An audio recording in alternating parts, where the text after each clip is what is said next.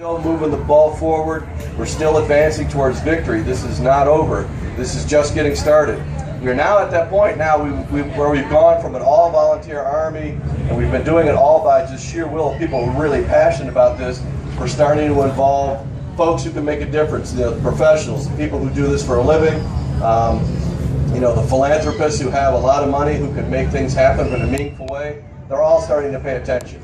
And we're having some really meaningful conversations. I'm very hopeful that in the weeks to come here, pretty soon, we're going to be able to make some substantive announcements about some coalitions that we've been able to put together and some things that might be happening on everything from the local level to the State House. And it's all because of you guys. It's all because of the hard work that you've done, all the hard work that you put in, all the conversations that you've had, all the petitions that you guys have pushed around, all the signatures you gathered. You've changed minds. You look at that polling, and I know in my heart, when you see that Quinnipiac poll that said 87% of Ohioans support therapeutic cannabis, I know that that big jump has everything to do with what you guys did out in the street. All those conversations you had, all those Facebook posts, all those communications you had with all your friends and family, that made a big difference. When you start speaking passionately and showing people the truth, the truth is undeniable. That's the one thing that I've learned in this thing. You can take somebody who's the most strident opponent. I went into a very conservative church here in Columbus, and we did a presentation. And there was a retired police officer that was in there, and he came into that presentation dead set against what we were doing. He came out not only supportive, he signed a petition. He asked how he could help. That's what happens when you show people the facts. When you talk to them in real terms, real family members, people who are affected directly. The women on both sides of me are affected very directly, and Angelica and everybody here is affected directly by this law, or they're being hurt by this law. People who want cannabis recreationally can get it, but people who need it as a medicine are the people that are being hurt by prohibition. People see that as a flaw, as a failed policy, as something that has to change. We're starting to, wake the folks up at the State House. They're starting to see that now. They realize that this is a very good, safe option. They want to be able to implement it in a way that it's not going to be letting the cat out of the bag and going, pell-mell in the wrong direction. There's some very conservative folks out there who don't want to see this thing becoming a free-for-all. I understand that. But we have to make sure that we're getting medicine to the people that need it. So we have to work as partners with the folks in the State House. We have to work as partners with people in the local communities, from your commissioners, your county commissioners, to your mayors, and folks who can actually make a difference. So we have to keep pushing together, guys. We have to keep building this thing. The Ohio Rights Group came from nothing. 2 years ago, we were but a handful of activists with a unified mission, and now we are statewide. And we have thousands and thousands of volunteers, over 100,000 signatures on our petitions.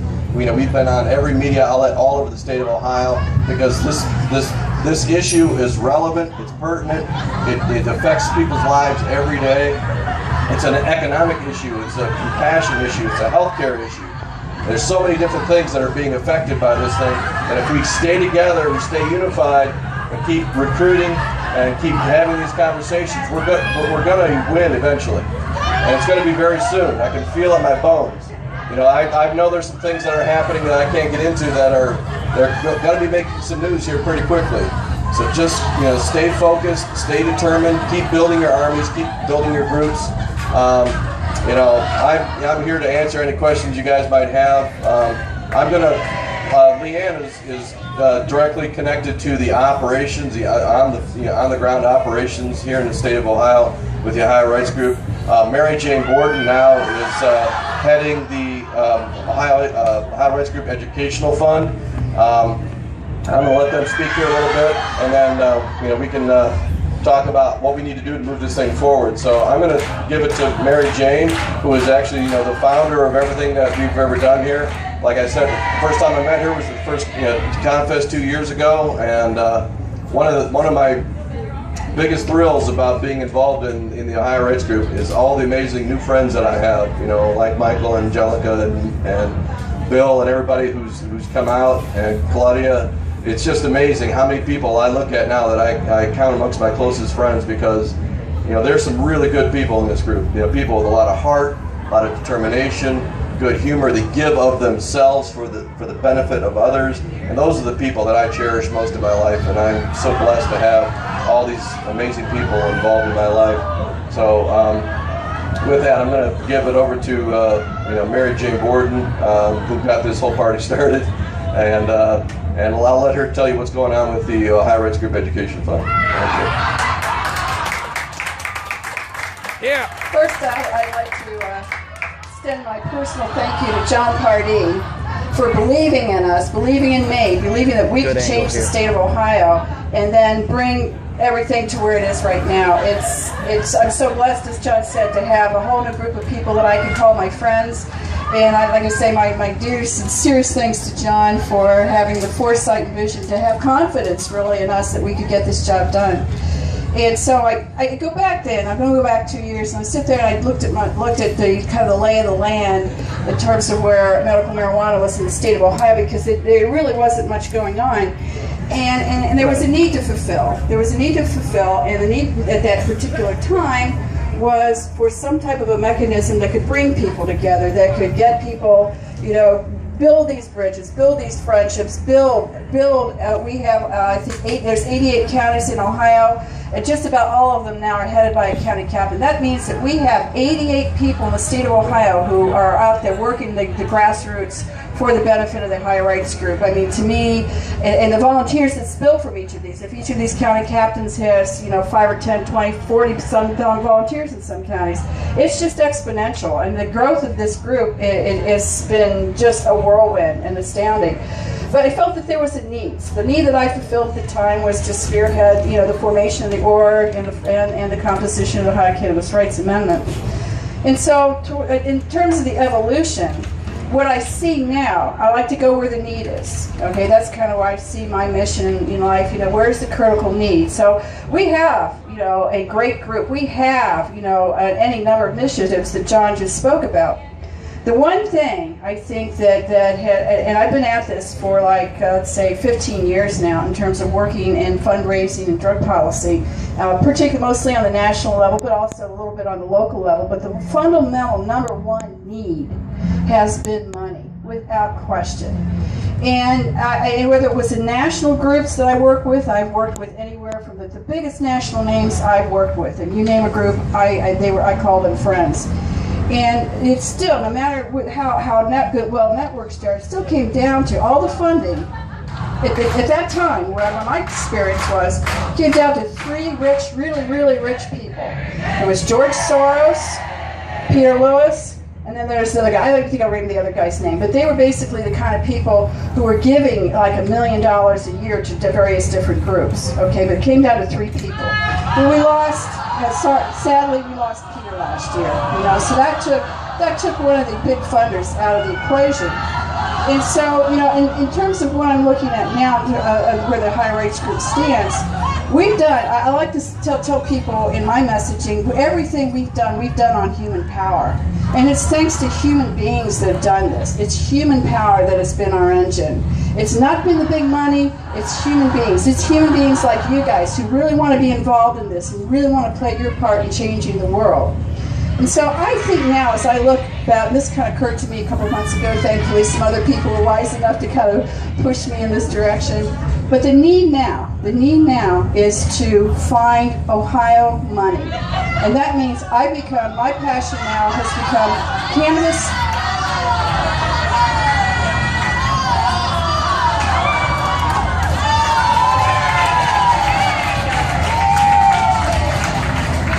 I think my point is important enough that I don't want to compete with that, okay? So I'm sorry about that. I can't. I think the number one need now is cannabis-based philanthropy in the state of Ohio. I think that now the need is to find the people within draw a line around the state of Ohio and find your George Soros. We had a Peter Lewis, we lost him, sadly. If Peter were still here, maybe things would be different. But, find those people within the scope of the state of Ohio that are the Peter Lewises of the world, that somebody that can take Peter's place and are willing to put their money into an important cause, and put their money, if you can't advocate with your time, if you can't advocate by collecting signatures, you can also advocate by giving your money to a we're forming this now to a 501c3 organization. This is a charitable designation by the IRS. And we are going to be rolling this out in terms of trying to find the donors and the philanthropists who will fund this various programs that we could do as a charitable organization, okay? And that's called their Higher Rights Group Education Fund, because under the IRS classifications, education is a very important component for which they will not only give you a tax exemption, but it also enables the donor to get a tax deduction. And so in terms of education, there's still a whole lot of education we can do. There's still people out there who don't believe cannabis is medicine. Can you believe that? Yeah, really. Yeah. See, how many of us, do we know? I know cannabis is medicine. I know the difference that it has made in my life. And but I'm not the reason, that's not the reason that I advocate for this, because the people that have come to me and told me their problems in life and the difference that cannabis has made, those are my engine. Those are truly my engine. So I want to form an effort whereby we can educate people, who get these messages out. There are people who, believe it or not, who are still being arrested and still doing it. There was a person who's one of our county captains who had to actually go to jail, to prison. And this is, to me, an injustice. So we need to have a defense fund. We need to have some funds available to people that will defend it. This is just some ideas I'm throwing out for what we can do with philanthropy in the state of Ohio. There's education seminars. I want to see a convention.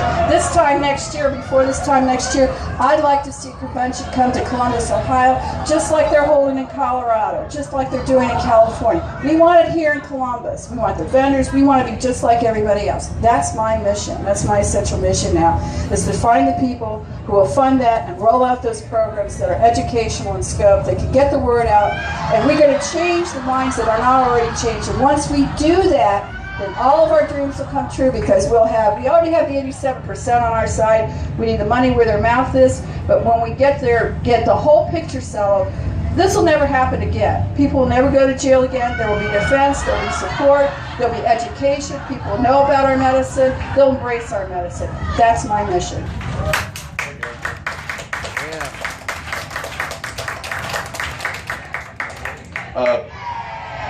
She's spot on that, and I would just like to add just a little caveat to dovetail into what she said.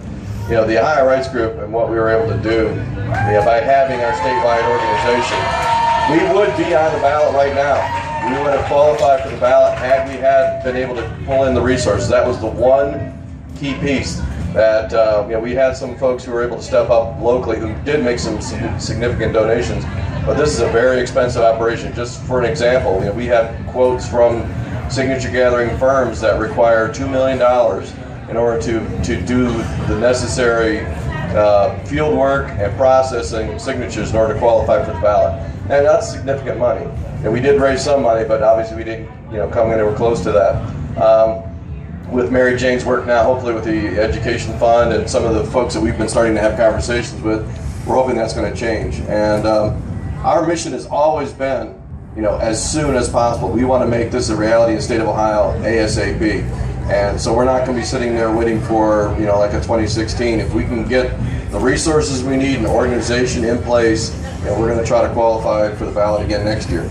So, but with that, I'm going to turn this over to Leanne Barbie, who is the executive assistant to Lissa Satori, who's running the day-to-day operations of the Ohio Rights Group. They're the ones with the finger on the pulse who work directly with all the folks in the field. And I'm going to let her explain what they've been doing and how things have changed over these months and what we plan to do in the months to come. Leanne. Yeah. So I wanted to start by giving you guys a little background on my story. 2 years ago, I was a completely different person than I am now. I was diagnosed with fibromyalgia, Crohn's disease, got a number of spinal issues. I also have depression and anxiety and bipolar disorder. So, being able to come out and talk in public is a pretty big feat for me. I was on over 20 pills a day. I was sleeping 20 hours a day. I have 2 kids and a husband, and and they watched me deteriorate. It was pretty sad. And then in December of 2012, I had to switch doctors. My doctor had moved, so when I went to the new doctor, she refused to prescribe me any of my narcotics any longer. And to get through the withdrawals of that, one of my friends suggested that I try to use cannabis. And the withdrawals lasted for a really long time. I was on 90 milligrams of methadone a day, and I was able to get through that without having to go to any harder drugs or try to find anything off the street because of cannabis. I no longer sleep 20 hours a day. I sleep about the average 70 hours a night. I can get out and do things like this. I can talk to people. I would have never been able to do anything like this. So it's a pretty big deal that cannabis has changed my life. Not only did I go off the narcotics, but once I stopped taking those and I realized I was feeling great, I was able to get through my pain. It was treating my Crohn's symptoms. I just tried to go off of my other medications, anxiety and depression, and within 4 months I was able to get off of all the rest of my medications. I've lost 55 pounds. And it's, I get goosebumps talking about it because it's not every day that you admit to the world that you use cannabis when it's illegal. But I think it's important for people to know that it is a medicine. It's a real medicine. It should be the first medicine that we choose. It shouldn't be a last resort to get you through withdrawals. You shouldn't ever even have to go through withdrawals to be on those narcotics. So telling my story is important for me. It's why I like being out on the ground, being able to make a difference. And everybody can make a difference, even if you don't have a story. If you know that it's a real medicine, then you need to go out and preach it. So 1 year ago tomorrow, I made the decision to join the Ohio Rights Group. I came to my very first Comfest just to sign the petition, and Alyssa Satori got a hold of me, and it's pretty much history from there. I've been very actively involved. So this is another big thing. I haven't been able to work in 7 years, so being able to be out and just do anything is sometimes it brings me to tears. So we have been all over the state of Ohio petitioning. We've, like John has said, we've got over 100,000 signatures, and that's been all volunteer work. We do have captains in almost every single one of our counties. Some of our counties have multiple captains. And, sorry, I lost my train of thought. So we do need more volunteers. Obviously, donations is a big thing if we can, be able to get a signature gathering firm. But in the meantime, we're going to keep pushing with volunteers. So the more people that can come out and help, the better. I will be at